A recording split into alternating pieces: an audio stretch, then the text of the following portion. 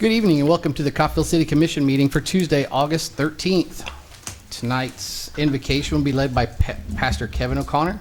Please stand for the Pledge of Allegiance and remain standing, or please stand for the invocation and remain standing for the Pledge of Allegiance.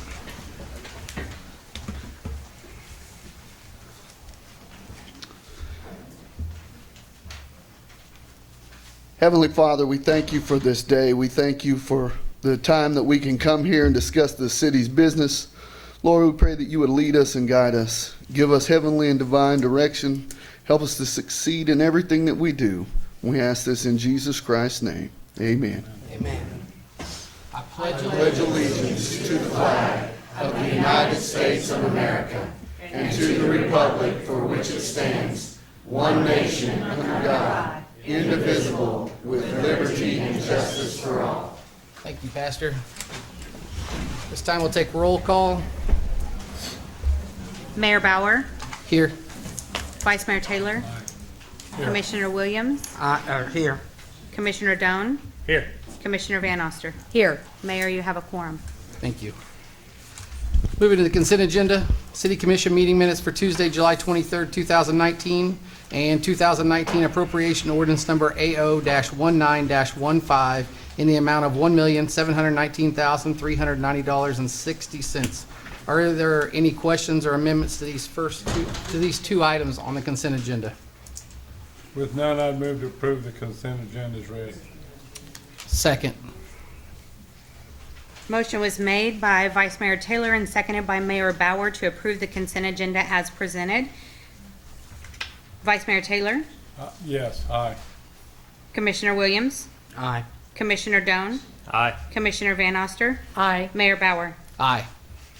Moving into regular agenda items. Tonight we'll have an introduction of our new fire chief, Billy Cockman. Mayor, Commissioners. Who wants to come forward? Billy, please? come forward. Billy comes to us from Jacksonville, Florida, and has started working with the department and visiting with other departments, and wanted to introduce him not only to you but to the public tonight. He's now Coffeyville through and through. All right. So What? Can we have you step up to the podium? I don't think I'll need that mic. That's all right. Well, the people on TV might want to watch you, you know? Well, I was kind of trying to avoid that. I understand.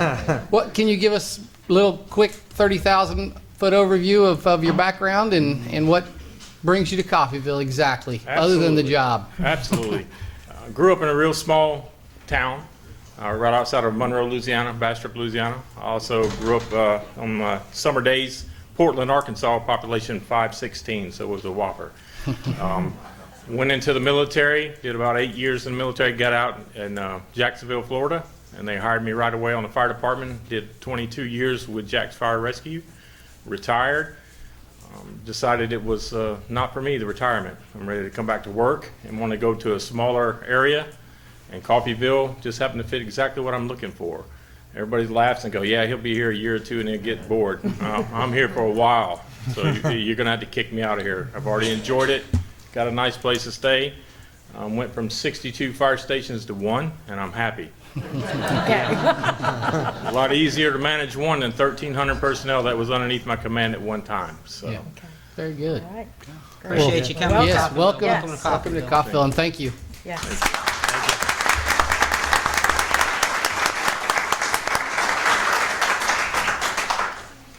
This time we'll have the Reawakening Coffeyville update.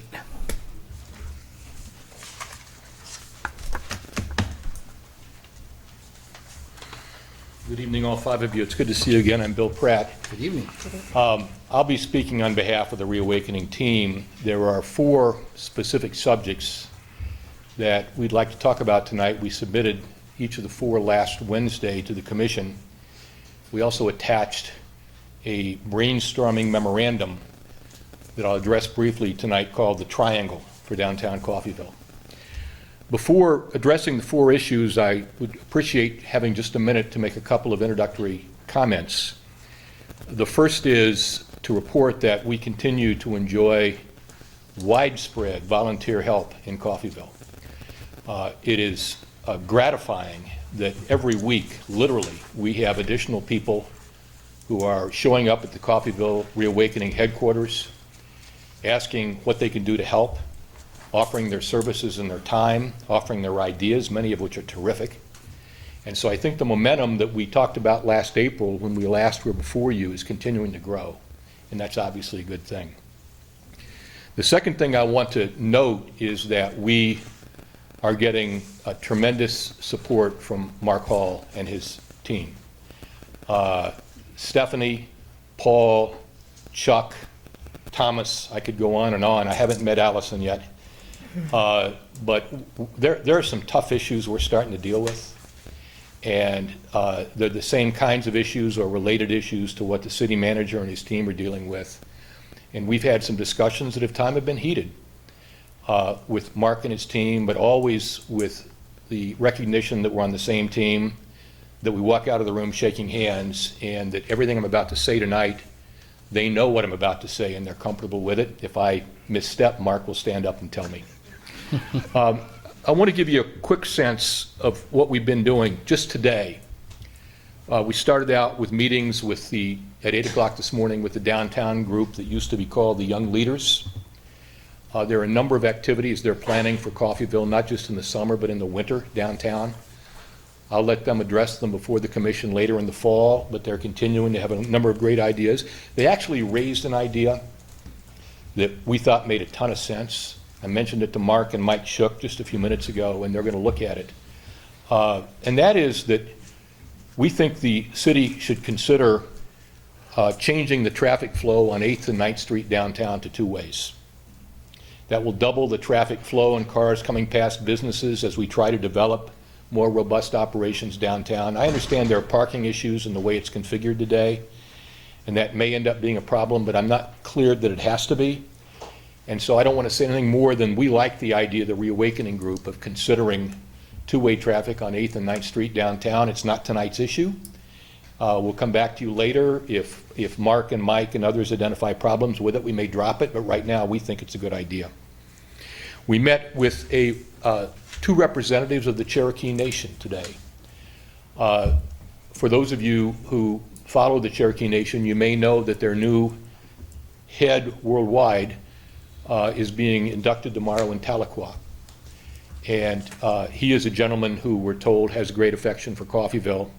We talked about several ideas for downtown Coffeyville where the Cherokee Nation would have a position in space in Coffeyville, an historical a presentation, things going on about the Cherokee Nation, and to call it a gateway to the Cherokees. And they're very interested in coming back after the new president is sworn in to talk to us. And we have some pretty grandiose ideas of the way the Cherokees may be able to become a presence downtown.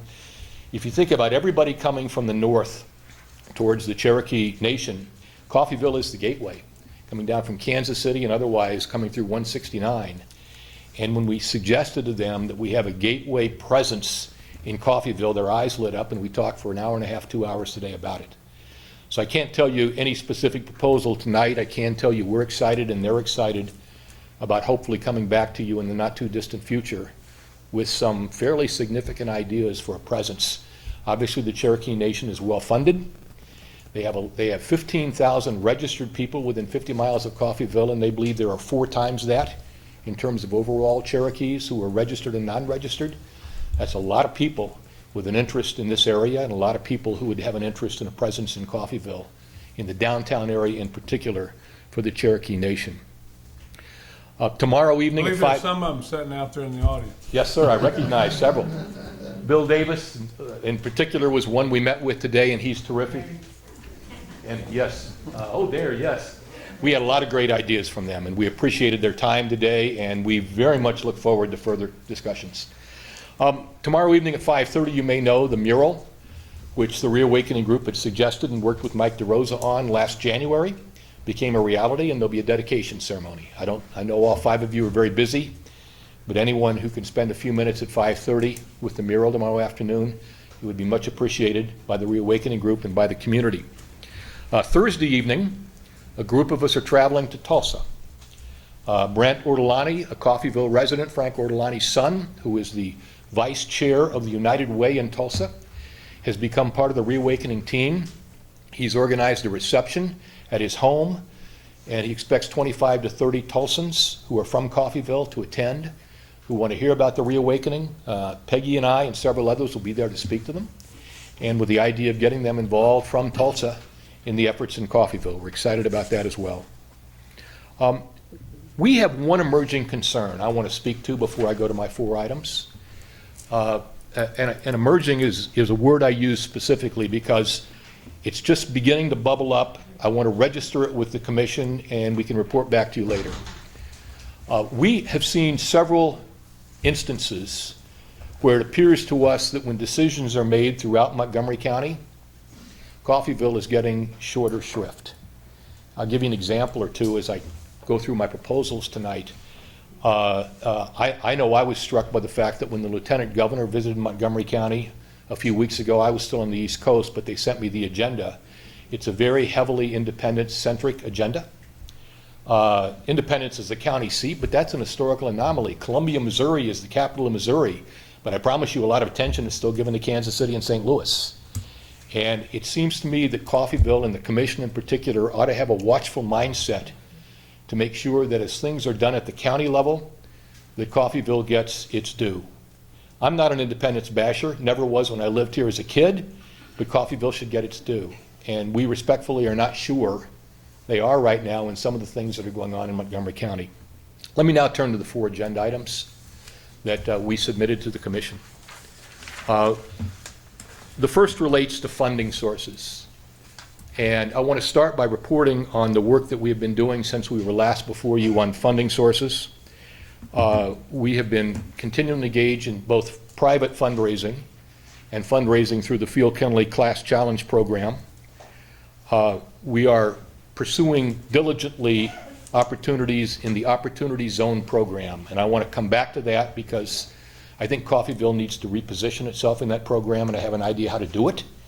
And I want to let the commission know what we're thinking of. A few of us have a meeting we're trying to set up in early October with Senator Moran's staff to get some help on this, and I want to kind of walk through that. I've certainly briefed Mark on my ideas, our ideas. We are working on what's called the Community Assistance Development Program, administered by HUD and the Kansas Department of Commerce. We met with some people yesterday. We're seeking to make presentations and applications on behalf of Coffeyville with that program. And there are various other public and private grants that the Reawakening has recently received that have been publicized here in Coffeyville. It's at least my judgment that of all the programs out there, federal, state, public, private, the one that is hand in glove, the best fit for downtown Coffeyville is the Opportunity Zone program that was part of the 2017 Tax Redeployment Act under the Trump administration. Unfortunately, when the designations were made for Coffeyville, they did not include downtown, and they did not include the college. And I actually think both need to be corrected, and we're going to go through in a minute how we would like to do that. But I want to also talk about, when it comes to funding sources, the funds held by the city in the Economic Development Fund. We've talked in the past, I have at least, to this body about the need for everybody in Coffeyville to have skin in the game in reawakening this community, and that includes the city itself, as well as all the private businesses and individuals who we're recruiting. We understand that the historical purpose of the economic development funds held by the city have been to attract new employers to Coffeyville, and that's a worthwhile goal. But I want to suggest to you that the goal is not just to attract employers to Coffeyville, it's to keep them here. And that the lesson from Amazon, I think, is an important one for us not only to remember, but to not forget going forward, which is that you bring somebody to town, but if you don't integrate the executives, their families, their children into the community, the first time they get an offer for a penny better somewhere else, they leave. And that's not just Amazon. That's the way of the world in corporate America. I think what Coffeyville needs to do is to focus on building a town where when employers come here, they want to stay, where the spouses want to live and shop in town, and where they want to eat dinner in downtown Coffeyville, and they want to send their kids to the schools. And I believe that one way to do that is to contribute to the revitalization downtown. I think it's the key. In my law practice, I've been in every state in the country, and I can't think of a smaller community in the United States that has thrived in the last 10 years and going forward, in the new America, if you will, that doesn't have a vibrant downtown. There may be some, I've never seen them. And so to me, a foundational investment in bringing employers to town is investing in downtown Coffeyville. I don't have any specific proposal for you tonight. I don't have any specific dollar amount in mind tonight. But the Reawakening Group wanted me to raise with you that we would like to, in consultation with Mark and his team, be able to come back to you with specific proposals on ways to use a portion of the economic development funds in Coffeyville that have been earmarked typically for employment attraction, to be able to use them downtown. And at that time, we will argue why that makes sense for the community.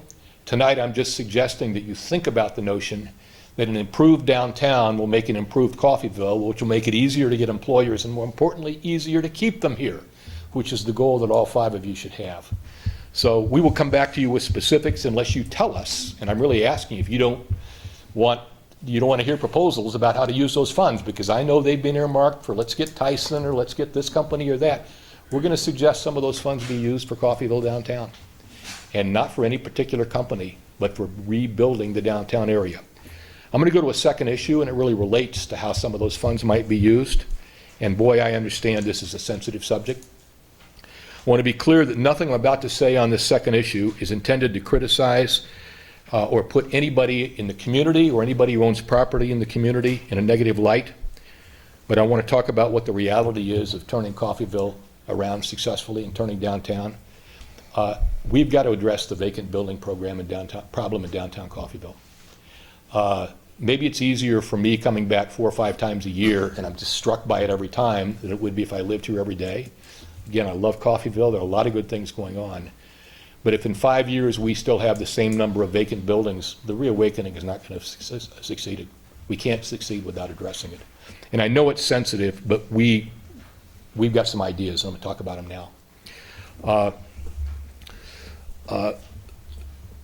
Within the next 30 days, in consultation with Paul Kreitz, we want to put together, and hear me out before you react, because there are 2 parts that I'm about to say, and the second part's very important.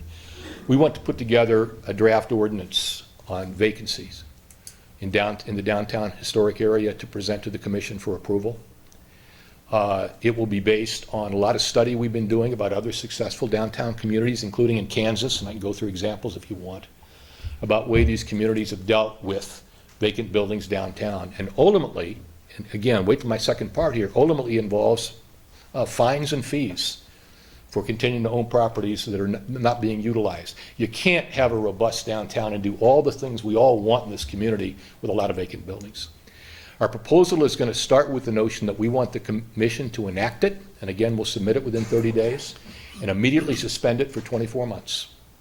It does not go in effect for 24 months, but it's enacted and it goes public. So everybody's got notice. Nobody can say in a lawsuit 3 years from now, well, we didn't know, Judge, that the city was going to do this. We give 24 months notice. And we tell people that in that 24 months, the Reawakening Group and the city are committed to working with them for creative solutions on how to address these problems, whether it's to buy a building out from an owner, whether it's to help them find a new business, whether it's to deed property back to Coffeyville. As we garner funds from these 5 or 6 sources, and as we hopefully get access to some of the funds the city has, part of those funds will be used, again, we have no authority, but presented to you as proposals to use part of those funds to help resolve the vacant property problem in downtown Coffeyville. And I will submit to you that as hard as it might seem to think about that, if we don't do it, we're going to fail. I don't mean to be blunt, but I've thought a lot about this in being that blunt, and I think it's a fair statement. And everybody I've talked to in leadership in town, I've met with a bunch of people this week, I've met with city management, no one disagrees with that. And so I would submit to you that we need an answer. And if you've got a better answer than ours, let's talk about it, do it. But I believe putting an ordinance in place, it has teeth, it's publicized, everybody in town knows it, but it's suspended for 2 years while we work on creative solutions is the right balance. So we're going to come back to you within 30 days, working with Paul on a specific proposal. Let me go to the third area in our agenda. It concerns the opportunity zones, and I want to say very clearly that it's not our purpose, intent, or desire to criticize anybody.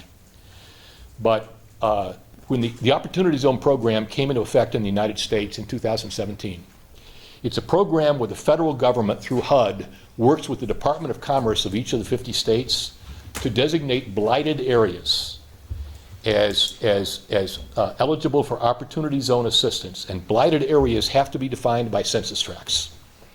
And the opportunity that exists are really significant tax advantages for investors to invest in distressed properties that have been designated in the Opportunity Zone and to get tax benefits for up to 10 years as a result of making that investment. And if you think of something like, and I'll just throw out an example, there's no specifics, but to give you a hypothetical, the Tavern on the Plaza, which is something that obviously the Reawakening Group and the entire community would like to address and get back on its feet. It's a perfect example of where being able to offer investors the tax advantages of the Opportunity Zone would be great. Well, what's happened? There were 74 Opportunity Zones designated in the state of Kansas, and they're for 10-year periods based on census tracts. There is one that's pretty large in Independence. Another one of these issues about Independence getting a lot of attention. There's one that's not as big, but bigger than Coffeyville's in the Caney area. And then one of the 5 census tracts in Coffeyville was designated in 2017. It runs from about 10th Street south to the South Coffeyville border. It covers the area, for example, where the Acme Foundry is, although the Acme has not decided to take advantage of that program, which is certainly their right. It covers a lot of land, frankly, that's part of a floodplain. It does not cover downtown Coffeyville. It does not cover the area around the college, where there are a lot of, college is one of the jewels of this town, and there are a lot of distressed areas around there where we ought to be attracting investment to strengthen the college community. And so the question arises, well, okay, we had this shot, and maybe we picked an area that wasn't the best for the town. What do we do about it? Mark and his team are working with a number of people to address this in a certain way. They have certain ideas, and they may work, and I hope they work. We have a different idea, and we've discussed it with Mark, and he agrees that simultaneously we ought to pursue ours. And I want to explain it briefly, and we're hoping to get the help of the 2 Kansas senators to get some attention in Washington. Our idea does not require us to go back to the Internal Revenue Service that enforces the Opportunity Zones, but to go to the Census Bureau, which I think is an easier target than dealing with the tax people. Coffeyville, here's the idea. Coffeyville has 5 census tracts. If you see a map, you can see where they're all located. Downtown is one. The college is actually in a slightly different area. One extends all the way to West Coffeyville, one extends all the way to LeClaire Park, and one extends to South Coffeyville, and one covers the eastern part of town. The population in Coffeyville has changed a lot since 2010, when the last census is done. Primarily a decline in population. The Census Bureau regulations provide that an ideal size for a census tract is about 6,000 people. They can go up to 8,000, they go down to 3,000, but 6,000 is ideal. Several of the census tracts in Coffeyville under the current designations are far below 6,000 people, far below. And my idea, or our idea, is in connection with the 2020 census, which will take place obviously beginning in April, I believe, in Coffeyville. What happens is the census gathers all the information for all the counties around the country, and then, based on that new information, new census tracts are delineated. And so in 21 or early 22, there'll be an opportunity to change the definition of the 5 census tracts in Coffeyville. I think it ought to be collapsed to 3. And I think the downtown and the college area ought to be collapsed into the same tract that has now been designated as part of the Opportunity Zone. So we don't have to say to the IRS, you're changing tracts. We're just, with the census, bringing Coffeyville's downtown into the tract. And I can't think of a single thing that we've seen, as I said, in terms of financial help for town that is a better fit for what we need than getting downtown in the college area. And I emphasize the college area because I think that's important too, into the Opportunity Zone. So we plan to meet, hopefully in early October, with the senator's staffs and get this started. Mark's comfortable with our approach. I wanted the commission to know what we're planning to do. No, obviously we have no authority to do anything other than come back to you and report on it. But if we talk to the census people and they are open to this, we'll be back urging the commission to consider this and to collapse our census tracts in a way that creates new opportunities downtown and in the college area for the community. The last thing I want to cover, and then if you have any questions, I'm happy to answer them, is in connection with the one-page document that we submitted called the Triangle. And it's a discussion draft, and it's something we came up with. We have been told by people in Washington that when we come on behalf of Coffeyville, we don't just put a hat out and say, please give us some money. We come with projects. We come with ideas that are good for the community, and they're exciting and compelling to the people who give the money. And we wanted to put that draft together as just one brainstorming idea of the kind of project that we're interested in trying to sell about Coffeyville, and it's called the Triangle. And it's very simple to explain. It starts with 3 buildings that I view as very important buildings in the history of Coffeyville. One is the terminal building. One is the old Dalton space that's now I know the Dalton Museum is moving to the old Condon, but the old Dalton space, and one is the Tavern on the Plaza.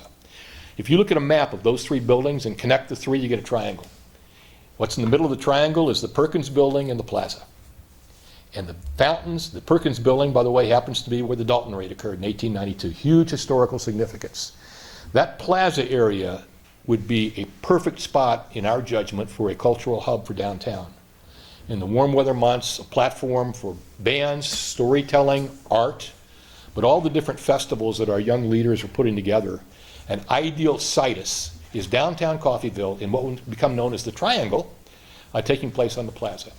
And that is the kind of project we can talk to the authorities about in trying to raise money. You all may hate that proposal and we'll come up with another one, but I wanted to give you one to get the juices flowing on the kinds of things we need to do. We kind of like that proposal, and people in town seem to, but it's one example of what we need to do. And we will come back to you with specifics, but I want you to know when we go out and talk about raising money for the town, we're doing it with specific projects in mind. That's our report. We'd like to come back in 30 days with an ordinance on vacant buildings. Questions, comments? Happy to address them. Well, it's very interesting, Bill. Like a lot about what you say. I got some questions we can talk about later, but I don't know about the vagrancy deal. I'll just say, started working on the terminal building 22 years ago. Basically, it's on ice. And I've talked to Peggy and the whole city 100 times about I want to develop it. It's on ice, so it didn't go to the wayside like the mill supply building. You're probably familiar with that. Jim, I hope we can help you, because I really want to go back. If in the next couple of years we can't, that terminal building is so important to Coffeyville. And I understand. We want to work with you, Right. not just talk about it. We want to solve it with you. We got to figure out how to do You it. and I haven't really talked about it. Yes, sir. And I'm always happy to talk to you. And I'm excited about it.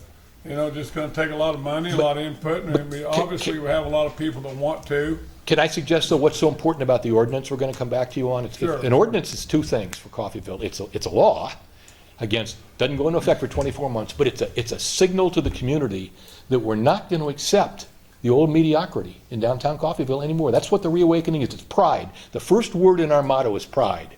And I talk to leaders in town and they say, Bill, you're right about those buildings, but God, that's been that way for a long time now. And there's no blame about it. Coffeyville's gone through hard times. Let's restore the mindset that that's not okay anymore for Coffeyville's better. And so I think the ordinance needs to be passed, suspended, give us time to work with Jim and the other owners, but pass it so everybody in this town knows that Coffeyville doesn't accept that anymore. It's a new, reawakened community. Well, and we're going to get into a lot of talk. We got a lot on our agenda tonight. Yes, sir. I'm very happy that we're here, and a lot of the citizens are here to support it. And I've been in support of the thing, that, I'm real excited about it. I wouldn't have bought the building. I've made my investment, but it's going to take, one thing I want to say to you, take a building like that, it's a $3 or $4 million, it's a $3 million project. And you can take an ordinance and whatever you want to do. I've sat here and been thinking about it since I heard you tonight. I hadn't heard that since tonight. But, Yes, sir. What tears down these buildings in these towns are fires. And people cause fires. And this building's on ice. I think it's going to be 5 years, for instance, on my building. But maybe we come up with a solution, like you said. But some of these things take time. You change ownerships, and they put people in. Next thing you know, there's a fire. I've been traveling Kansas and Oklahoma and seeing lots of towns like Shawnee, a lot of these towns down in that area, 3 or 4 buildings just burned out, just recently, you know. So it needs to be done right with sprinkler system, and it's a lot of money. You're right, Most Jim. of these buildings aren't doing it right, in my opinion. They're doing it, but there's a fire hazard because of the sprinkler issue. So it gets into a lot of engineering and stuff. You're like right, that. Jim, but I think it's fair to say if you look in the last 20 years in Coffeyville, again, I'm from here, I love this town, because I'm home here. If you look in the last 20 years, I think among some quarters in town, it's kind of sort of accepted now that that's the way the downtown's gonna look like. And we want to, get that, that's the old days, we're moving forward. I got that. Yes, sir. I got that. So, and I think an ordinance is one way to send the message to everybody here, it's a new dawn in Coffeyville. So we'll be back to you in 30 days. Thank you. Any other questions? or- No, so I think you had posed a question to us. Yes, You know, do you want us to, would the commission like to see your ideas? Yes. And I say, from my perspective, yes. Yes, For the economic development. Absolutely. You'd ask about that. Yes, sir. And the support of the empty buildings. I know, Jim, everyone has their own opinions on that, but I feel like if we continue to do what we've done, we get what we have. Yes, sir. So, I couldn't state that as well as that. That's right. So, you know, that's been something that, since I've gotten on the commission, what do we do about the empty buildings? No one's ever come to me and asked. I've asked the question, never got an answer, not a direct answer. So, I'm in support of that. But what I hear, is you guys are doing great things, and you guys have a lot of ideas, and I like the motivation and the attitude of everyone that's come before us. You know, I've talked to people in the community about the reawakening, and everyone has a very, very positive attitude towards the whole program. And Mayor Bauer, the reason we keep coming before you in advance of doing things is because we don't want to get out on a limb and then the commission say, that makes no sense to us, because that then sends the wrong message. We want the community to understand that we are working with city government, working with Mark and his team, working with the commission, and so we don't want to get in front of our skis on something. We think these things make sense, but we feel much better pursuing them after the commission says, we agree, you ought to look at it. We have no authority other than to come back to you. Right. But we'd like to look at it. And I have one thing to say on that communication and working together. I think it would be, personally, and I don't know if they agree with me, but I think we should have a work session and sit down, be able to communicate, and not just, part of us in a meeting, to help offer our support. Obviously there's financial support that's needed, but if we can help in a work session, try to help you develop some ideas, help, get some traction, I think it's a great idea. But We'll work with Mark to find a date. A lot of us have to come back to town for that. Yeah. Well worth doing. This is the highest priority we got. But find a date and suggest a couple of options for the 5 of you. We have great technology now, too. We can Skype, so. Yeah, right. Right, But Mark? Yeah. We can Skype now. I so. think that would be terrific if you guys would give us your time. yeah, And we'll just come back to town when it's the right day. Okay. Sounds good. Definitely. Fantastic. I think working together is the key in all of this. Very Yes, much. I agree with that. important. Yes. Thank you all. Okay. Thank you. sir. very much.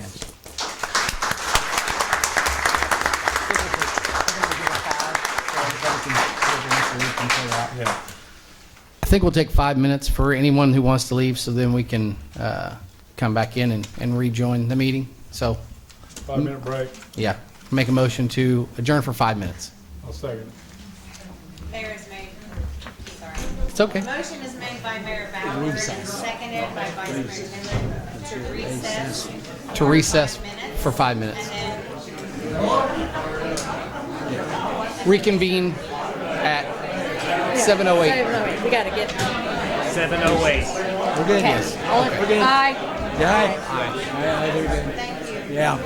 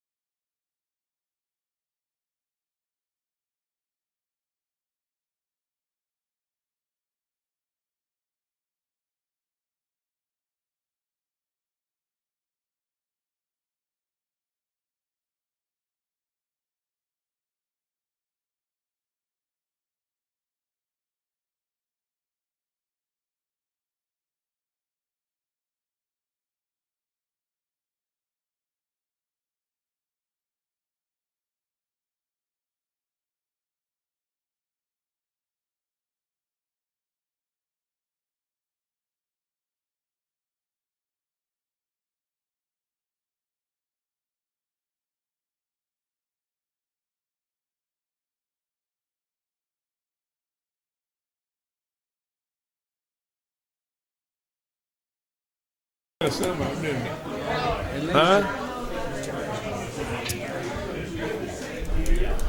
I'll call the meeting to order.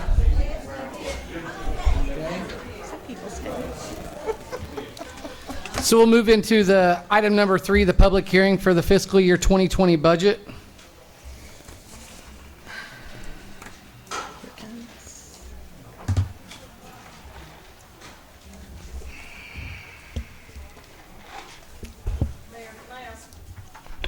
Can I ask that we go back and, did we approve the bills? Is all that taken care of? Yeah. Or did I miss that? We Okay. did. The consent I was out agenda? for a little bit. so- Okay. Yeah, we approved everything up to this point. Sorry. No, you're good. Just want everybody paid. Sure. Yeah. We took care of that. We took care of that portion. So Okay, this is one of the last steps in the budget process for the year. We met with the department heads and went through their budget requests. Did some cutting, did some review with them. We held public work sessions with the commission on July 22nd and on July 24th, going through the proposal that we had put together for you. The city started the budget process. Our assessed valuation was $49,126,319, which was down about $1.7 million from last year. That equates to about $93,000 in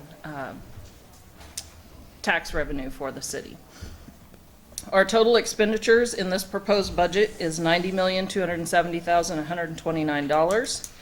The total taxes that we're proposing to levy is $2,610,073, which is equivalent to the, it's a decrease from what we levied last year by the $93,000 that the drop in assessed valuation impacted us. We are proposing to keep our mill levy the same at the 53.130 mills. So tonight, for finishing up this process, we are required by state statute to hold a public hearing. Our notice of public hearing was published in the Coffeyville Journal on August the 3rd, which meets the 10-day requirement for the public hearing. We have to have the budget documents signed by the commission, so I would ask that this evening before you leave, each one of you sign those 3 sets of documents. And then the budget needs to be delivered to the county by August 25th. So if we can go ahead and proceed with the public hearing, Yep. that will satisfy that last requirement for us. So I'll open this up to public hearing for the fiscal year 2020 budget for the city of Coffeyville. No comments or questions? I'll close the public hearing for the fiscal year 2020 budget for the city of Coffeyville. And I will also make a motion to approve the fiscal year 2020 budget as presented. I'll second. I'm sorry, who seconded? I did. Doan. Okay. Motion is made to approve the fiscal year 2020 budget by Mayor Bauer, seconded by Commissioner Doan. Commissioner Williams? Aye. Commissioner Doan? Aye. Commissioner Van Oster? Aye. Mayor Bauer? Aye. Vice Mayor Taylor? All right, Thank you, Commissioner. Thank you. Stephanie. Stephanie, for all your help. Yes. So we need to move into the resolution R19-22, a resolution to approve and to authorize the certification of the fiscal year 2020 City of Coffeyville municipal budget with total expenditures of $90,270,129 and authorizing $2,610,073 to be the amount of ad valorem tax to be levied with an estimated mill levy of 53.130 mills. The only comment that I have regarding this is that our mill levy didn't move. That's exactly what our mill levy was last year. So we were able to reduce our spend. We had actually come in just a little over that. The commission challenged the staff to keep it flat, and I think they did a great job on keeping it where it was. So, are there any questions or comments regarding this item? No, well said, Mayor. And I just would add that, I feel that it's a pretty big accomplishment, given that our valuation dropped, and that, we were battling that as well. So not having a tax increase with, being creative and figuring out ways to make that work. That was a pretty big feat, and I'm proud of the team, so thank you. I did good. Yeah. And I just want to say, those meetings, of course, are open to the public, the work sessions we have on the budgets, and you really ought to come sometime because you will be amazed at what you learn and what all goes on and what it takes to run our city and the areas that we have to watch for and plan for and so forth. So I really encourage people to do that possibly next year because it is very interesting and you get a bigger aspect of what it does to take to run Coffeyville. And one additional piece, the reason I want to commend our city staff, and Chris really pointed this out during our budget meeting, we had to make up a $322,000 deficit from last year. We had a $90,000 reduction in property that we own and a $233,000 reduction in tax that we get for franchise fees. So, that's almost $7 million that we could have taken it up, but the city was able to reduce that. So that's quite an accomplishment. I just wanted to add that was totally on this group sitting around you. So, Very much so. And well said to both Anne Marie and Paul on that. That's correct. We all worked pretty hard at it. The city staff, it was good. I mean, yes. and we're going to have a tough time in the future with things. I see it coming. Our population is declining, tax revenues declining. We got tough times ahead of us. We really do. And I see it coming, and we're going to get through it. So anyway. Any other comments? I'll move to approve resolution number R-19-42. I'll second it. Motion is made by Commissioner Van Oster and seconded by Vice Mayor Taylor to approve resolution number R-19-42 for adoption. Commissioner Doan? Aye. Commissioner Van Oster? Aye. Commissioner Williams? Aye. Vice Mayor Taylor? Aye. Mayor Bauer? Aye. Is Johnny Sutherland here? No? Okay, we'll skip that item on new business for tonight. Did someone tell me he was supposed to be here, Yes. Yeah. and he never did? They just get Didn't answer our confirmation. communications. So we told him in an email, and he An didn't. email and attended by phone, but I didn't reach him. Okay, so he might not have known it. Okay, Yeah. thank you. So we can move it to the next meeting. Okay. Yep.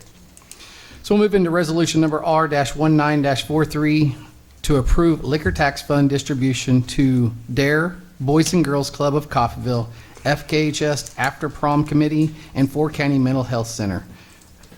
And Stephanie Richardson is going to make, she's right there. Mayor, She's going to make comments.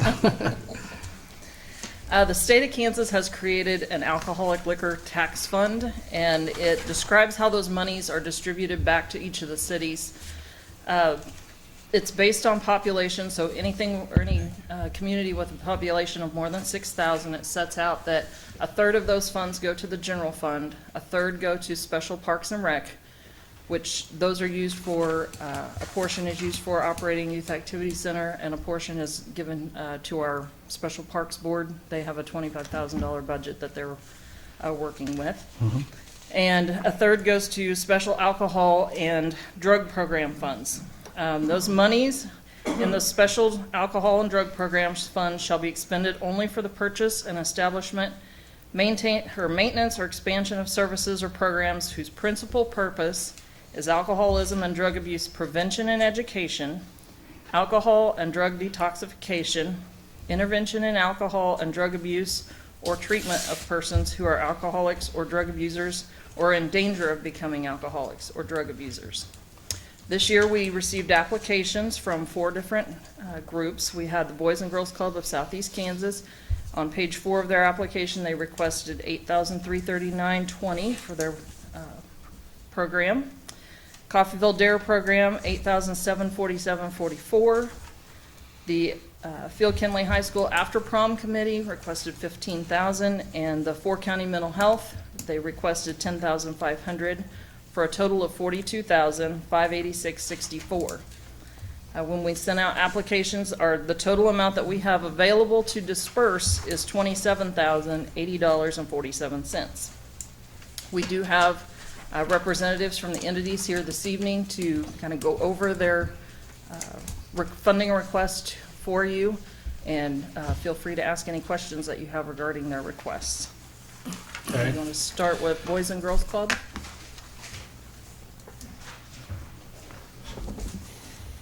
Good evening. Good evening. Griff Walker with the Boys and Girls Club of Southeast Kansas. As you know, we did some research in the last few years, and I'm happy to say that our Boys and Girls Club is the oldest traditional Boys and Girls Club in the state. So that's kudos to Coffeyville and everything that we're doing, putting forth the mission of the club and our partnerships that we've done. In the last 11 years, we've been over 86% grant funded and ran our program successfully. That's been another accomplishment there that I'd like to say for the note. In our budget summary, what I try to do is I do programs, Positive Action. I also have a Smart Moves component, and then also we have a Smart Girls component. And through the studies from the state, the grants that we currently receive, they show that preventative measures, positive mentoring, also interacting with students on a daily basis with consistent programming will prevent drug usage among adults. And the statistics show that that's what our Positive Action program promotes. Now, that program can be done anytime in our program. We can be walking down the hallway, a kid get in trouble. We're trying to eliminate behavioral reports where we write kids up, but we sit down and actually mentor them now with the Positive Action paperwork that we have that's been provided by the state of Kansas. That program was implemented last year, and there's several families that can attest that when we started doing that and stopped writing up kids, then kids started cooperating better in the club. The next program, like I said, is our Smart Girls. It teaches self-confidence for the girls. It teaches them to promote abstinence on age-appropriate activities.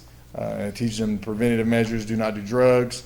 And that's all led by a certified mentor that has to attend training through bgca.net, which is Boys and Girls Club's national networking association that we provide our training through. And then our Smart Moves is just a program that started with Dwayne Powell, and it's always been around. We used it at the first of the year, and then we were allotted a grant, which was the Positive Action to Smart Girls, to do drug preventative measures, basically the entire time of our Boys and Girls Club when kids are there. So that's basically my program. What I'd like to do is add $2,204 into my personnel for after school, and then we had an increase that you'll see for $3,677.20 there for the increasing for the summer program, and that will provide 2 staff for that part where I increased the budget. And then we wanted a supply line for our summer school, and that was to purchase materials for our Smart Girls, Smart Positive Action, and the Smart Moves program. And then the next thing that we did, and the city of Coffeyville received recognition, was we partnered with CRMC to promote OK Kids, because we felt that that should be something that the Boys and Girls Club should be a part of.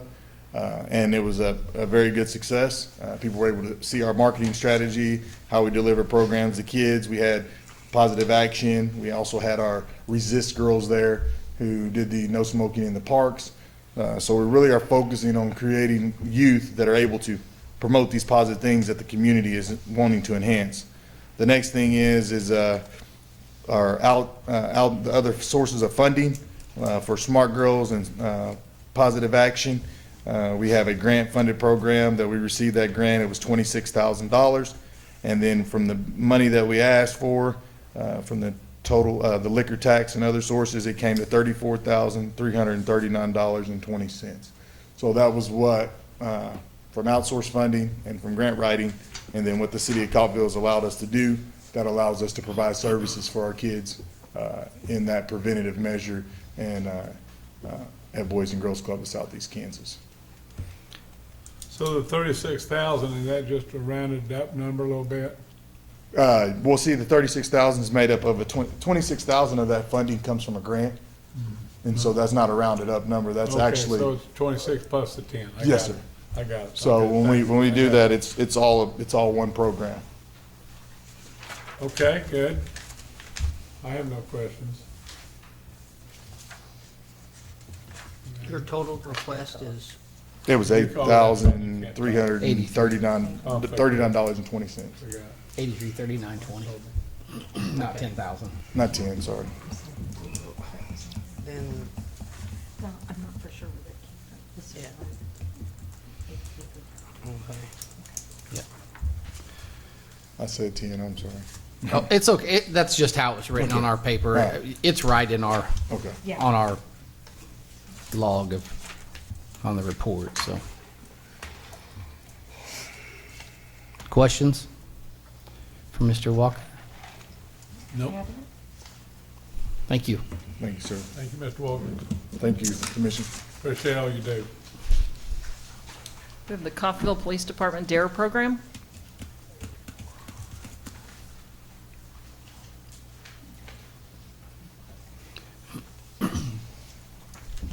Good evening. Good evening. Brian Twitchell, Coffeyville Police Department. This year, I believe our request is for $8,747.44. Out of that, kind of broken down, $5,747.44 is actually specifically for the DARE program. The other additional $3,000 we've added on to assist with more things for National Night Out. Those are the two main things that we are asking for out of that total sum. Last year I had 123 fifth grade students graduate through the DARE program. It is a 10-lesson program that kind of stretches out to about 3 or 4 months with holiday breaks and such. Our students roughly average between 120 to all the way up to 160 or 175 every school year. I mainly teach just for the fifth grade students, and that's kind of what we focus on is the fifth graders. The 10 lessons mainly covers safe and responsible decision making, and that all goes back into the prevention aspect of the funding. And yeah, that's pretty much the DARE program wrapped up in a quick little nutshell. We focus on drug abuse resistance education. That's what the acronym stands for, and that's what I do. So Good. You have a good detail on your, Yes. how the money's being spent and where it's allocated to. yes. Any questions? No. You might just want to tell them you had that up. You might want to tell the public about that. Say again.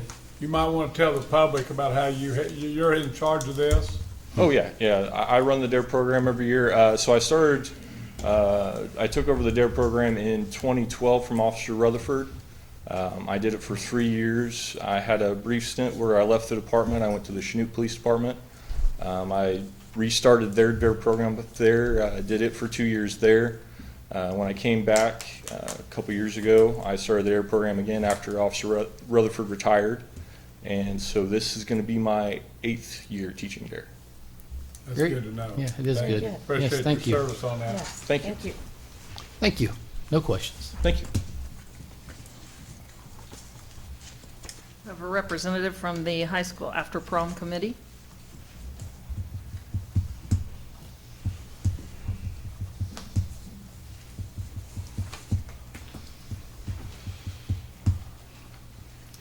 Good evening. I'm Leslie Herkelman, Good evening. and I am representing the After Prom Committee tonight. And I didn't know I was going to speak, so I apologize. We are in the process of trying to bring back the Field Kinley High School After Prom, which I know our application lays that out for you. But it's been missing for approximately 5 years. We have not had after prom here in Coffeyville. The site council at the high school was approached by a group of students 2 years ago requesting that parents work towards getting the after prom back for them. They want to have something safe, fun to do the night of prom after prom is over. So our proposal, I hope, is pretty self-explanatory for you. We based our request off of just conversations that we've had with schools in the area. One in particular that I do have numbers for was Labette County High School and the amount of money that they spend on their after prom. So if you have questions about that, I can provide that information that we have. We also had representatives that spoke with Caney, reached out to Oklahoma Union, and also, I believe, Independence High School.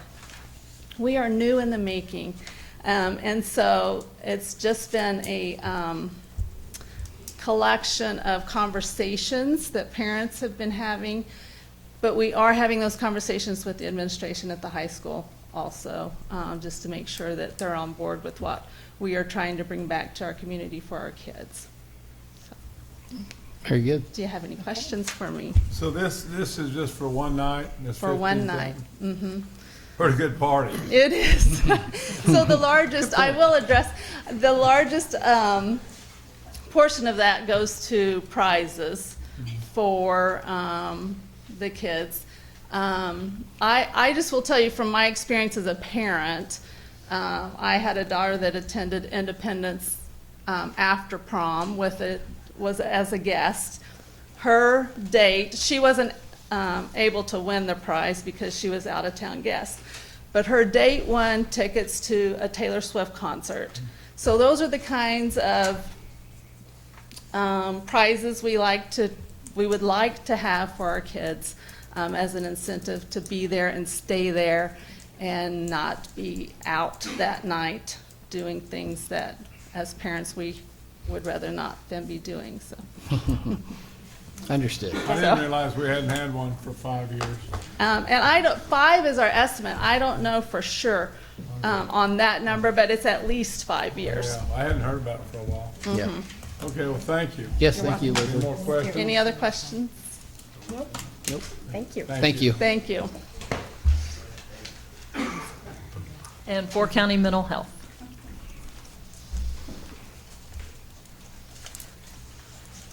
Good evening, Commission. Thanks for having me. Steve Denny with Fork County Mental Health Center.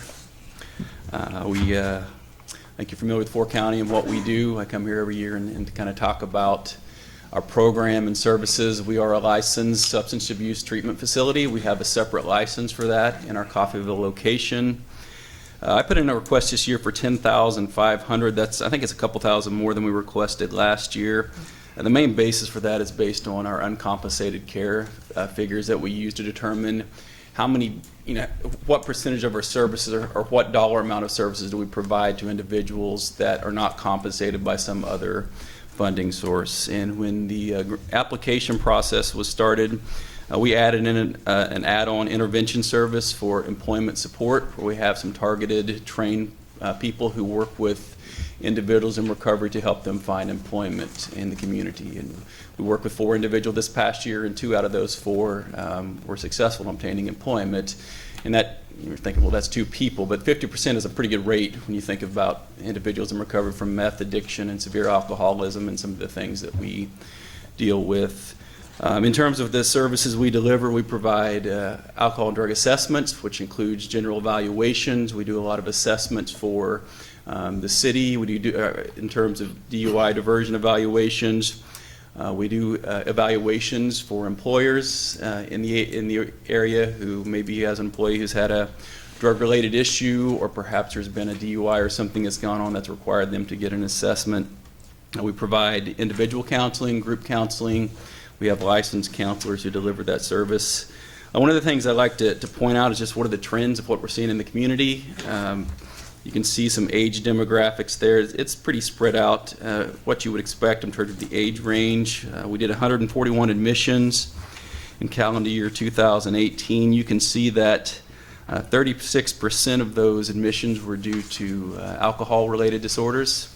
32% is methamphetamine.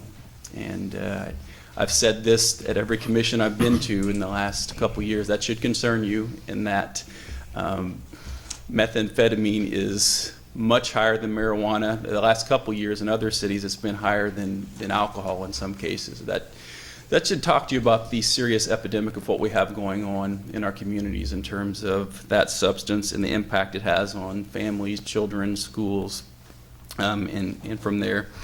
You can see that we have 23% admissions due to marijuana-related conditions, 2% opioids, and 7% is just other, which captures all the different categories of people that we serve. Our program really focuses on two primary outcomes. Is if someone's had a legal issue, we like to see them not reoffend, and we have some data as far as how many of those individuals did not reoffend while under treatment. We also like to focus and help people get jobs. So those are the two primary outcomes we focused on with this liquor tax application. But we focus on all areas of functioning in terms of life skills and relationships and all the things that are impacted, family issues that happen when addiction enters someone's life. Our financial need, like I said, is based on calendar year 2018 expenditures. Actually, I think I changed it to fiscal year this past year just because that's how our budget cycle runs. So that's 6,000 requested for treatment, which is your assessments, individual counseling, group counseling, and then I put in the add-on for the employment-related services to help those individuals obtain employment that need extra help and counseling in that process. I'd certainly entertain any questions regarding our application or program or anything you want to know. One of the things I would add is I've had an application or a job position open for the last 2 years here in Coffeyville, and I was finally able to fill it. So I would anticipate more services this upcoming year just because I have a full-time counselor I'm finally able to place at the Coffeyville office. I've been pulling from Independence and other locations just to make ends meet for the last couple of years. So I'm excited to have someone full-time here in Coffeyville to be available to serve the residents. That's good. Yeah, fantastic. That's good. I think you guys provide a great service. Yes. I mean, it's, for the town our size to have what we have, good deal. I don't have any questions. I don't. Nope. Thank you, guys. Thank you. Appreciate it. Appreciate you showing up again. But I do have some comments, because this is where we run into the problem. I think this is the first year that I've been on the commission that we don't have enough money to cover all the requests. Exactly. So we're requesting $42,566 and we have $27,000. So someone's not going to get what they want. I propose, and we can discuss further, but I propose we table this as a commission so that we can have some more conversation. Because again, I think all these programs are great. I want to give everyone what you want, but we don't have it. So we're going to have to figure out how it gets divvied up. I mean, that's really it in a nutshell. And we can talk about that one-on-one, according to the Kansas Open Meeting Act. There are Right. certain rules, and I will be conferring with council about that before we talk about it. Make sure we're doing it right, just be Yes. fair. But I second that. I mean, I'd like to. I think this just deserves more conversation amongst the group here. Because again, I know there's going to be someone that walks away from this that's not going to be happy with their request. And as much as we want to make everyone happy, just don't have the funds to do it. So we're going to have to figure out what we do. And all four that have asked, they all have this common goal. I mean, we all have that in mind. And so I think it's important that we try to see what we can work up and try to make something happen for everyone as best as we can and a good proportion to each one. I really do. I mean, we've been entrusted with this money and we need to do it wisely and the best, how we believe that it's the best to do. Well, and after hearing the presentations this evening, this is the first time you've Yes. heard from the groups. If there's additional information or more details that you would like, just let staff know and we can work with the organizations to get that to you before the next meeting. Okay, Absolutely. all right, I think so. Anyone have any other questions? Yes, Chris, sorry, Chris. go ahead, Commissioner Williams. I'm fine with that. You okay with it? Yep. Okay. So I'm going to make a motion that we table this item number R-19-43 until our next meeting. I'll second it. Motion is made by Mayor Bauer and seconded by Commissioner Van Oster to table resolution number R-19-43 until the upcoming commission meeting on August 27th. Yes. Mayor Bauer, Aye. Vice Mayor Taylor, Aye. Commissioner Doan, Abstain. Commissioner Van Oster, Aye. and Commissioner Williams. Aye. Thank you. So, Thank you. So do the representatives need to be, they don't need to be here next time, do they? Or they have the right to be here? Right. They don't need, they don't have to be, but if, you're more than welcome to attend if you want to, so. Right. Or you can watch us on TV. Just to mention it. No, good point. Food for thought. Moving on to resolution number R-19-44, an authorization issuance of a purchase order in the sum of $459,043 for property insurance coverage on the electric utility system, building and contents, and for boiler and machinery insurance coverage on the power plant to be effective September 1st, 2019. Mr. Shook will make comments. Good evening, Mayor, Commissioners. The item I bring to you for your consideration this evening is to execute a purchase order for property insurance coverage on the electric utility system. Staff has worked previously with Charlesworth Consulting, lastly in 2018, whereas we issued an RFP to receive competitive pricing proposals for the renewal of property insurance coverage for the electric utility. We perform this on a 3-year cycle. Last year, Coffeyville Insurance, using Chubb Group of Insurance Companies, was selected as our carrier and provider for that coverage. Staff requested a quote this year again from Coffeyville Insurance Associates, again using Chubb Group of Insurance Companies, for pricing for the 2019-2020 renewal. One caveat to that, we did remove the electric generation unit number 6 from the policy, since we did agree to retire that unit. Pricing was received this year from Coffeyville Insurance at a cost increase of 8.5%. Your staff report in error said 0.5% over last year's pricing. I will note that Coffeyville Insurance Associates indicated that industry-wide for property coverage, they're seeing the average increase of 12% per year. Staff is recommending that a purchase order be issued for the renewal of insurance coverage for the utility to Coffeyville Insurance and Chubb Group of Insurance Companies in the amount of $459,043. This price will reflect the rejection of the terrorism coverage, which was rejected previously. Yeah. That terrorism coverage has a specific cost of $18,760 per year. And I would be happy to try to answer any questions that you all may have. So what's the total value of payoff in case there's like fire? What's the declared value of the stuff? Probably right under 100 million when you combine the two plants. And that's a declared value, so they write a check if there's something, there's already a declared value established, they write the check or whatever. Minus any riders for anything. I'm sorry, Mike. Minus any riders or anything, any riders to the coverage. It would depend on the loss itself and any deductibles. And that 100 million, that's I don't have that number in front of me. I'm just giving you the value. I think the last value of the two.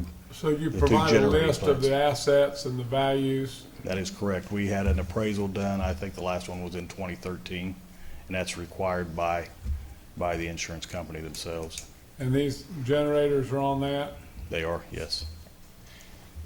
And you have a standard $25,000 deductible, correct? But other components Correct. are more.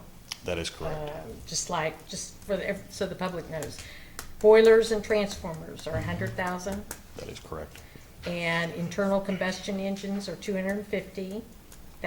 Turbine generator units, under 25 MW are the 250,000, and then 500,000 for the turbine generator units, 250 MW. And we've made claims on this, Okay. on these exact policies in the past. If you all remember back in 2013, we had an incident with one of the boilers and we collected, well, right at a little over $1 million for repairs. So Chubb and Coffeyville Insurance, they've been a good group to work with. And this covers 16 structures, places. Correct. Correct, okay. All good. Any other questions from the commission? I think, a lot to look at, and you guys have looked at it. We have. Been through it before, so we're gonna trust that you've done a good job, Mike. And to Commissioner Van Oster's points, we worked with Charlesworth the previous year, looked at the coverages, the deductibles, trying to optimize our coverage, make savings where we can. So we look at that every 3 years and based off insurance industry standards. Okay. All right. Okay. So when's the warranty on those new generators go out? Last year. They're out. Any more? And I just want to point out, last year, I looked it up, we paid 423,598. And like you said, this is an 8.5% increase. The normal is 12. It's an 8.5% increase with a reduction of one older With that number steam 6 unit. Correct. Yeah, electric generation. So if it was Which still in, it probably probably would have been It didn't save as much as we had hoped. Okay. But it did provide some savings. Sure. Okay. Which we'll take every bit we can get. Yes. Okay, all right. Okay, I'll move to approve resolution number R-19-44 as presented. I'll second it. Motion is made by Mayor Bauer and seconded by Commissioner Van Oster to approve resolution number R-19-44 for adoption. Vice Mayor Taylor, Aye. Commissioner Williams, Aye. Commissioner Van Oster, Aye. Commissioner Doan, Aye. Mayor Bauer. Aye. Thank you, Commissioner. Thank you, Mike. Thanks, Mike. Resolution number R-19-45 and authorization execution of change order number 1, final quantities to the construction contract with J. Graham Construction, Inc. for the non-CDBG 10th Street Road Improvement Project between Buckeye Street and Gillum Street.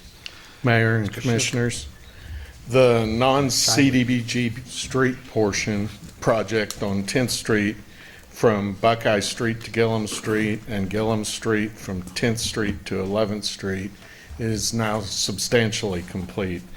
The project was bid based on the unit prices bid times the estimated quantities to be installed, and this proposed change order number 1 modifies the final contract price to reflect the same unit prices bid times the actual quantities installed. At a previous meeting, the commission approved replacing an additional 14-inch water main under Gillum Street from 10th Street to 11th Street. As we discussed at that meeting, replacement of the water main also required additional street work above that main. Most of the quantity increase in this change order is attributed to that additional street work on Gillum Street.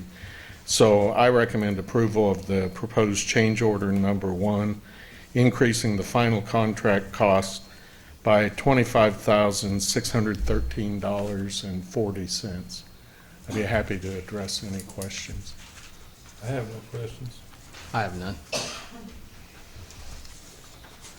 I'd make a motion to approve the resolution as read. I'll second. Motion is made by Vice Mayor Doan and seconded by, motion is made by Vice Mayor Taylor and seconded by Commissioner Doan to approve resolution number R-19-45 for adoption. Commissioner Williams, Aye. Vice Mayor Taylor, Aye. Mayor Bauer, Aye. Commissioner Doan, Aye. Commissioner Van Oster. Aye. Resolution number R-19-46, an authorization execution of the annual request to exchange federal funds under the Federal Aid Fund Exchange Master Agreement. Mr. Scheid. Mayor and Commissioners, the Federal Fund Exchange Program is a KDOT program where each year KDOT voluntarily distributes a portion of their federal fund allotment to the eligible entities in Kansas based on their population. Since the program uses federal funds, all projects paid with those funds have to meet all the federal requirements like Davis-Bacon wage rates, federal environmental review standards, federal labor standards, all of which add significantly to the cost of the projects and the length of time required to complete those projects. In addition, the use of the federal funds is restricted to projects that are eligible as federal aid projects. So only specific approved projects on specific approved streets are eligible.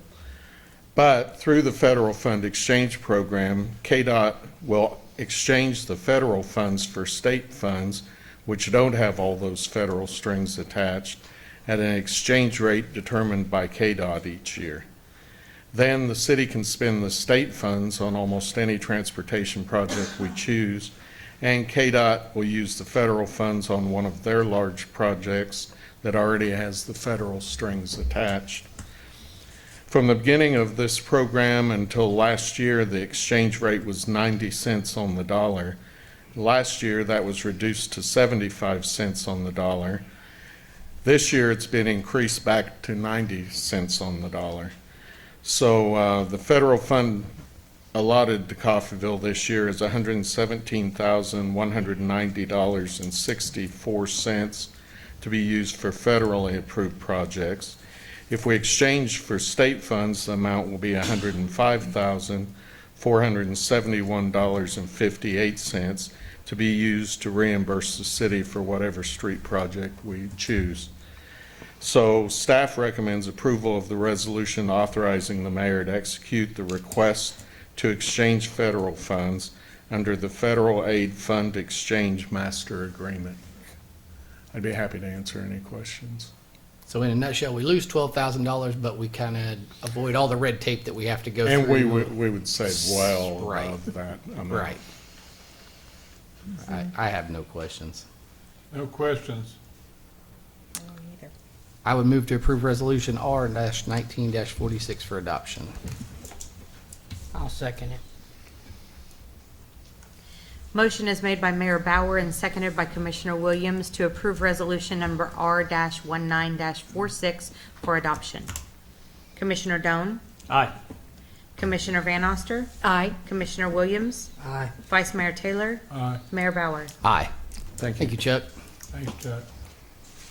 Resolution number R-19-47, Parmac Business Retention Incentive. Mayor, Commissioners, I'd like to start out by thanking Trish for all her hard work on the to retain Parmac in our community. It is one of those that they've been with us a long time, and it is something that she worked closely with them, and as it stands now, instead of leaving us, they will stay. So I'll turn that over to her. Very good. Thank you. Good evening, Mayor and Commissioners. Good evening. Like Mark Hall said, that we've been working with Parmac for quite some time. We knew that the owners of the facility were getting older, and the building had been up for sale, and the company had been up for sale for quite some time, and so there was always a risk over the past several months that someone could buy them and move them out of town. And we've been working with our local owner, our local plant manager, to try to discourage buyers that had that in mind. And so we've been really great partners with Parmac. Well, since MAC began, they've been a member. But specifically, the last few months, they did go through an acquisition. Luckily, it was one of the four owners who's owned it. This is, I think, the second generation of these four people that have owned this business. And but he does live on the East Coast. He does live in Boston. And he wants to work very hard to grow Parmac, and we're very excited to hear about his new goals and vision for Parmac and the opportunities that, in speaking with Kansas Department of Commerce, Derek Morris at Parmac, and all of the things that they're doing over there, I think we have a lot of opportunity. However, with opportunity comes risk. And with that owner being on the East Coast, just like we saw with Southwire, when they went through an acquisition, they acquired another company that had a newer building with newer equipment. It was closer to their supply chain, and they took everything that was here in our building and moved it to the building, the company that they acquired on the East Coast. So we started this discussion because we did not want to risk the same thing happening with Parmac as it did with Southwire. And I feel like those conversations are going very well. But there is still that risk. They are still going through that process of looking for businesses to acquire, to grow their business. They're looking for partners that fit their existing equipment, their existing capital that they already have, their existing customer base, but kind of growing their customer base.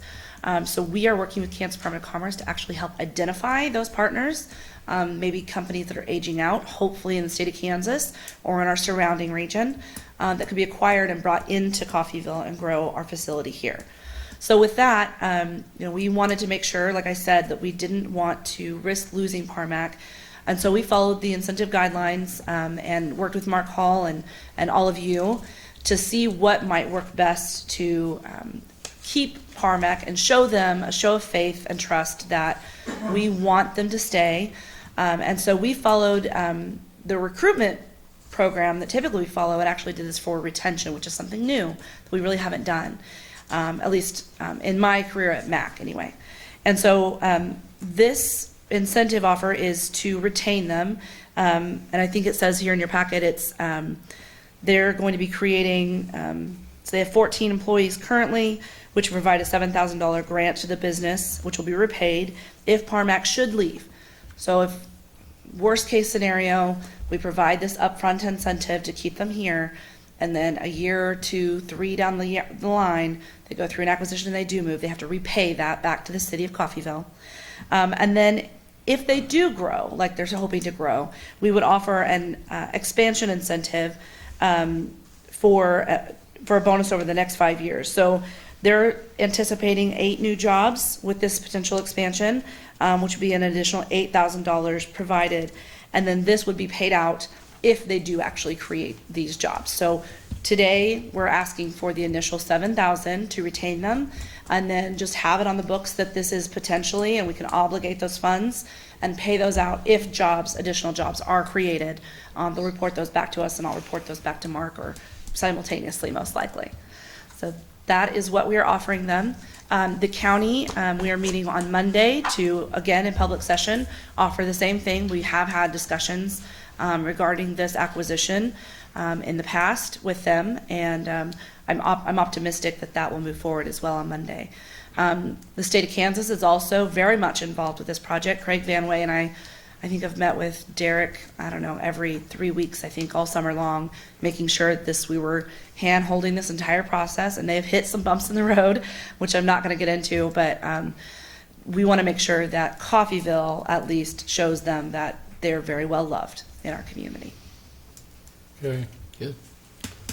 Well, I'm sure this is gonna come back with a little resistance, but I've thought about it and known those people a long time, and I talked to Mark about it today, and it's not that much money.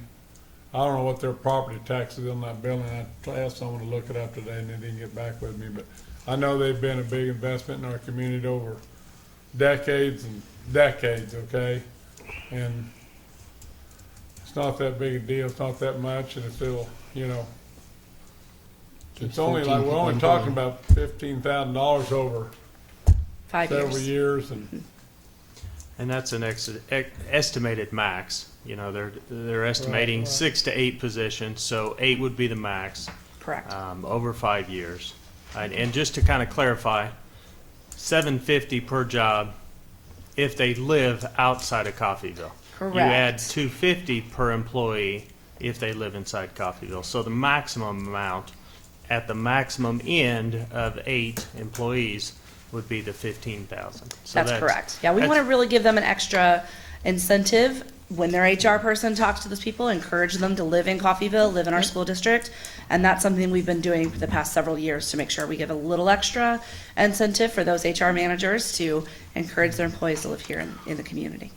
Well, there's been commissioners in the past, and maybe even myself, investing in our city and retaining what we have.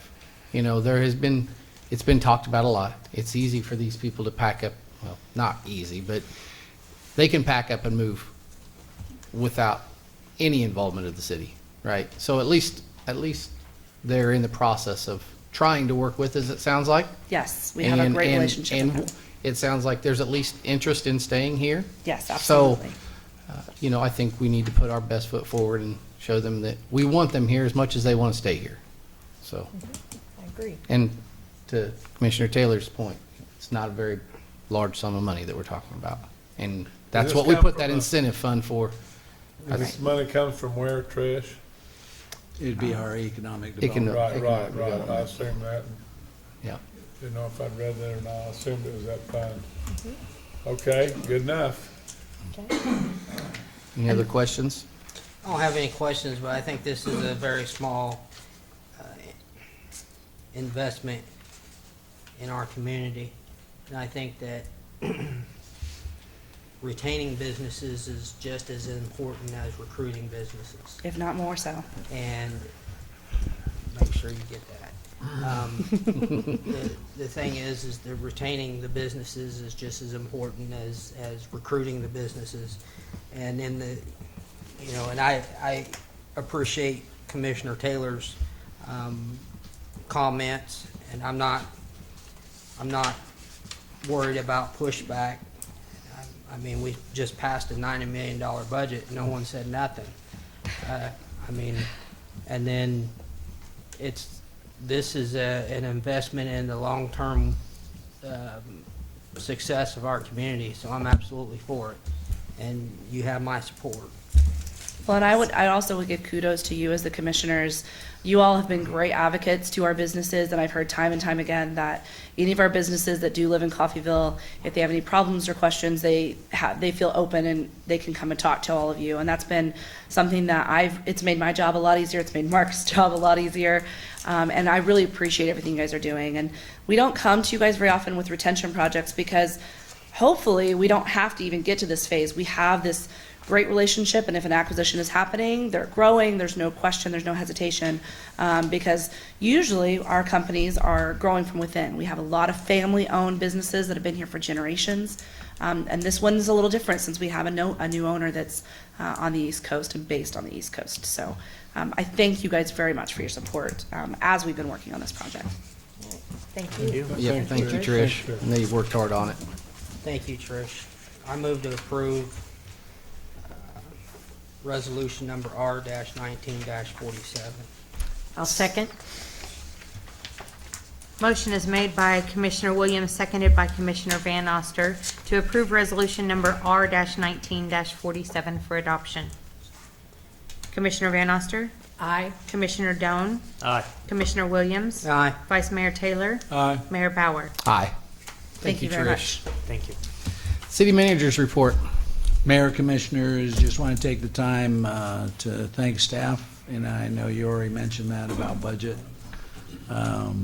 We'll move forward to close out this year on a positive note, but we will work hard throughout 2020 to do what we set out to with the budget and even improve on it. This morning I said I want to thank all the department heads for their participation in the budget, but I'd especially like to thank our finance director. We can come and go out of the room, but she can't, and she has to put this together, and it's pretty immense, and to have the knowledge not only of the general fund, but to understand all the other funds, the enterprise funds, and when you got something like electric, it's a monster. Yep. So I just want to thank her and thank all staff for that. We will continue to try to catch up. I still, being new, I think this is normal to get all this rain. They keep telling me it's not, but staff is still playing catch up. We're getting closer. We do have our seasonal staff a lot returning to college, to high school. So we will be looking for new ways to get seasonal to continue, but we'll make every effort to keep on top of that. But I want to thank staff. They're working so hard for you. They believe in Coffeyville. They see that there is a bright future. They want to participate in it. And like I said at the beginning, they're the ones that are going to write the story. Right. And 20 years from now, the little kids that are born today will get to tell the story that they're writing. So looking forward to it. And if there's any questions, I'd be glad to answer those. I'd like to just add something to what you said. They're not working hard for us. They're working hard for the citizens. Mhm. And I think that's easy to kind of lose sight of. But I know I've been here for 6 years, and I'll extend on that. And I'm totally confident you won't find a harder working bunch of folks that are working to do good things for the city with what we have to work with. You bet. Yeah. I agree. Good point. Very well said. Well Anything said, else? Chris. Thank you. Okay. Thank Chris, and again, thank the staff. Okay, we'll take comments from the public. The public is free to comment on items not listed on the agenda. Please address comments to the commission as a body, and be mindful of others who may also wish to speak by limiting your comments to 3 minutes. Mr. Mayor, Commissioners, and Allison, for the record, Jim Faulkner, 1014 West 3rd. Actually, my first comment is probably should be directed to Mr. Pratt. I'm a volunteer at the Dalton Defenders Museum, and one of the historical items that I point out to our visitors is the relationship that the early settlers had with the Osage Indians. And we have a large piece there with addressing Chief Black Dog, Chief Mankachonka of the Northern Osage. So rather than just limiting it to gateway to the Cherokees, you might change that or consider making that gateway to the Indian nations, because the Osage were here when Coffeyville was formed, before they got pushed down into Oklahoma. But might consider them and some of the other tribes down there as well. Second item, economic development funds. And Commissioner Williams can back me up on this one. When I was on the commission, I don't remember if it was when I was mayor or not, but we actually instituted a resolution, if not an ordinance, that laid out specifically how those economic development funds would be spent and what the process would be. Should you decide you want to do something else other than what is contained within that ordinance, and Paul can pull that up for you, or the city clerk can pull it up for you and get that out to you, you should consider the possibility of either modifying that ordinance or rescinding it, so that you don't wind up acting in violation of city law. Just a suggestion. Good point. I'd forgotten about that. Yeah, good point. Thank you for bringing that up. Yeah. Appreciate it. And there was a significant pot of money there after the tax issues was settled by the tax court in Topeka. And a big portion of that sort of drifted away. But we did manage to protect and fence the economic development funds. So take a close look at that. Yep. You bet. Well, yeah, and, yeah, for sure. Thank you. Anyone else? Yeah. All right. My name is Kenny A. Nettle, lifelong resident. I am giving a gift next Sunday afternoon to the 150th anniversary and the reawakening. It is a personal gift. Okay. It's all my creation. It is a lecture and music program, The History of Music in Coffeyville. It will be at the Presbyterian Church Sanctuary, 2:00 p.m. I'm going to talk about 5 citizens of the 20th century who made a mark in music on the national stage, from Eva Jesse to James Tasca. I had some association with all of these people through my parents, and I will be having 3 fine musicians as part of the program. I strongly encourage all 5 of you commissioners and the city staff and your spouses and families come to this lecture and program. It will not be little over an hour. We'll have refreshments. And I think we should reawaken Coffeyville to the talent that grew up here. And hopefully we can bring up more talent like that in this 21st century. So when is it, Kenny? Next Sunday, Okay. 18th, 2 o'clock p.m., First Presbyterian Church, my lifelong church. Okay? Thank you. Okay, thank you. Yes, thank you.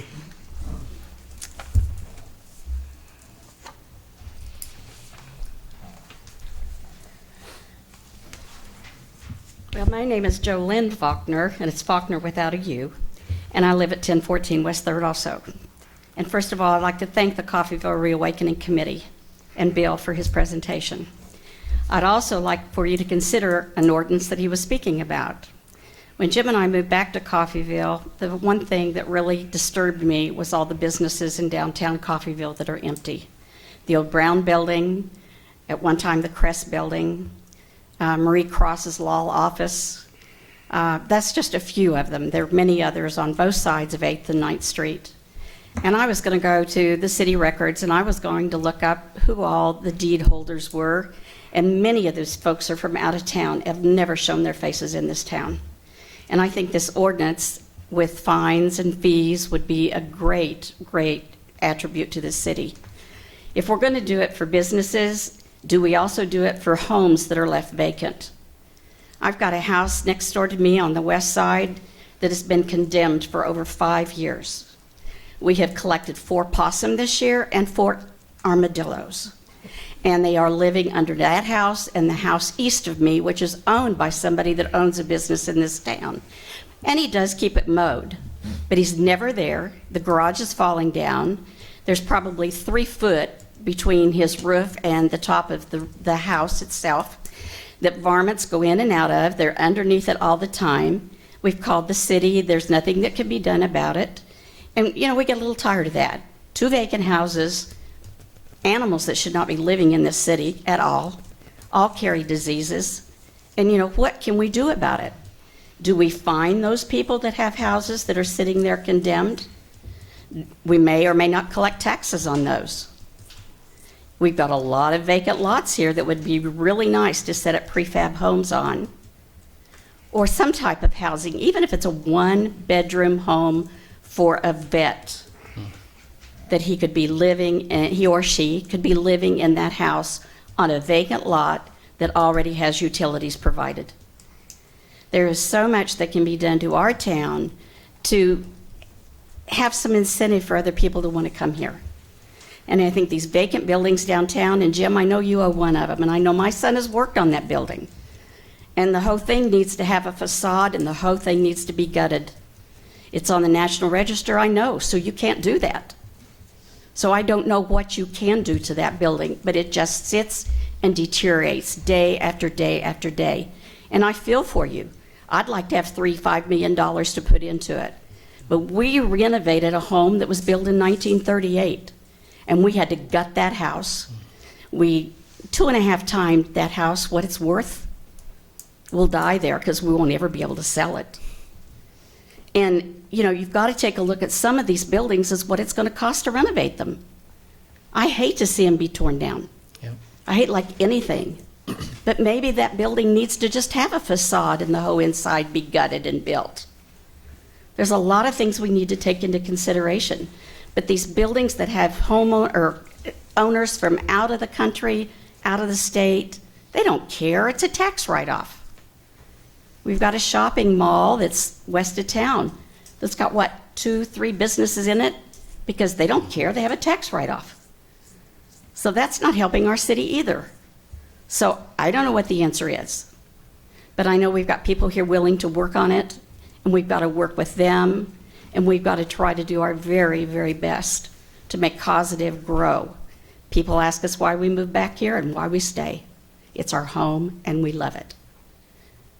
We volunteer, we love it, and we'll stay here and we'll work for it.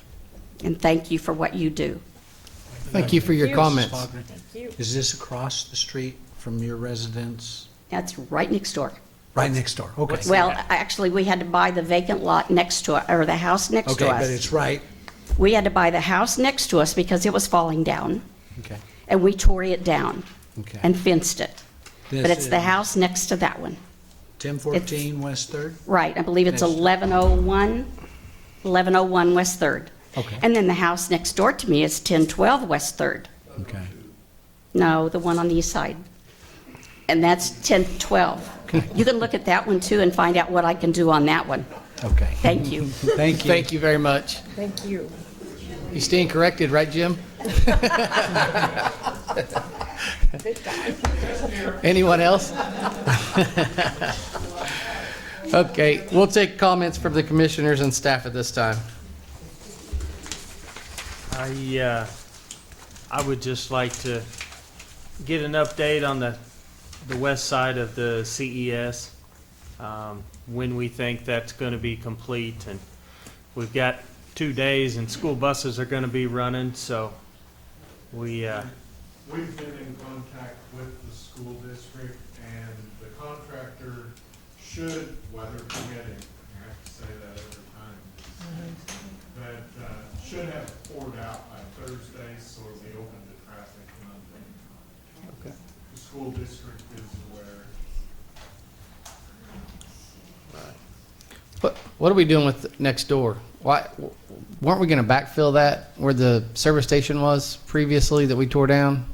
That we had the contract problem? KDHE, we're still going to find records for tanks. Okay, so And then- that's what we're waiting on then? And then we will dress the parking lot, but we do have some ideas that we would like Okay. to present to the commission. Okay, I just was curious because it seems like it's drug along and hasn't Yeah. made a whole lot of Well, and it progress. Collects water, so. Yeah.